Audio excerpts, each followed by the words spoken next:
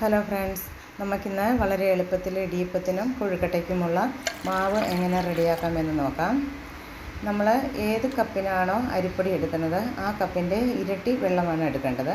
ഞാനിവിടെ ഈ കപ്പിന് 2 കപ്പ് അരിപ്പൊടിയും 4 കപ്പ് വെള്ളവുമാണ് എടുത്തിരിക്കുന്നത്. ആ വെള്ളം കുക്കറിൽ തിളയ്ക്കാൻ വയ്ക്കുക.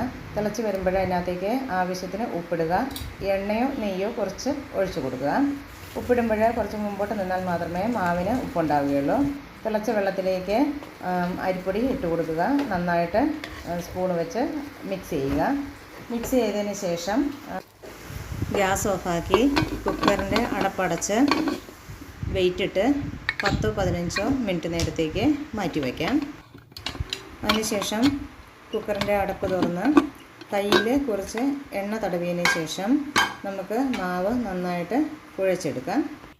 ഇതുപയോഗിച്ചുകൊണ്ട് നമുക്ക് നല്ല സോഫ്റ്റായിട്ടുള്ള ഇടിയപ്പം ഉണ്ടാക്കിയെടുക്കാവുന്നതാണ്. ഇഷ്ടപ്പെട്ടുവെങ്കിൽ ലൈക്ക് ചെയ്തോളൂ, സബ്സ്ക്രൈബ് ചെയ്തോളൂ, ഷെയർ ചെയ്തോളൂ. Okay, bye bye.